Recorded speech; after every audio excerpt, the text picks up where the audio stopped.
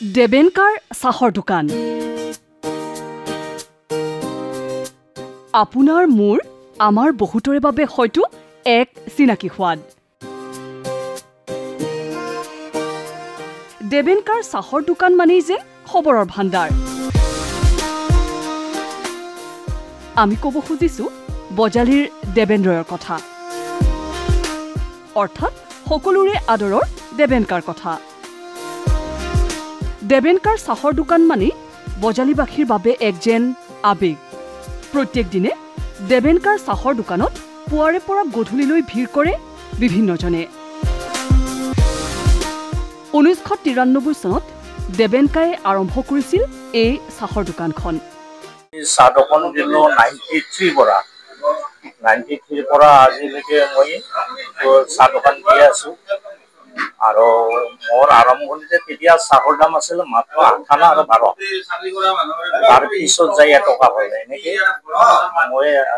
ৰাইজখিনি আঁকোৱালি লৈছো ৰাইজখিনি চাহখিনি ভাল খাই ভাল পায় সেইকাৰণে আহে আৰু মানুহে পৰিয়ালটো মই চলাই আছো মানে এতিয়া মোৰ ঘৰত চাকৰি কৰে থাকোঁ ফায়াৰ ব্ৰিগেডত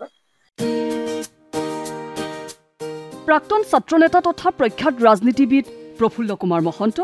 সৰ্বানন্দ সোণোৱাল ভৃগু ফুকন আদিয়ে চাহৰ সোৱাদ লৈছিল এই দেবেনকাৰ দোকানত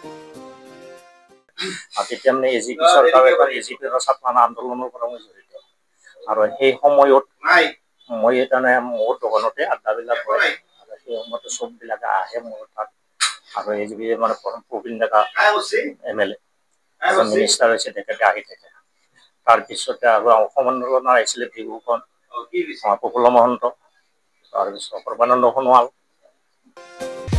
গ্ৰাহকে ক'লে দেবেনকাৰ জনপ্ৰিয়তাৰ কথা বজালীৰ এনে এখন গাঁও নাই বা এনে এটা চুবুৰী নাই যিটো চুবুৰীৰ মানুহে দেবেনকাক চিনি নাপায় আৰু ইয়াৰ মূল কাৰণটোৱে হৈছে কি যে গোটেই বজালীৰ যিখিনি সামাজিকভাৱে জড়িত মানুহ এই গোটেই মানুহখিনিৰ মানে খবৰৰ ভাণ্ডাৰ বুলি ক'লে মানে ভুল নহ'ব দেবেনকা 80 বছৰীয়া এই দেবেনকায়ে পুৱাতেই উঠি বজালীৰ পৰা পাঠশালালৈ আহে নিজৰ কৰ্ম সম্পাদন কৰিবলৈ হাজাৰজনৰ বাবে দেবেনকাই প্ৰেৰণাৰ উৎস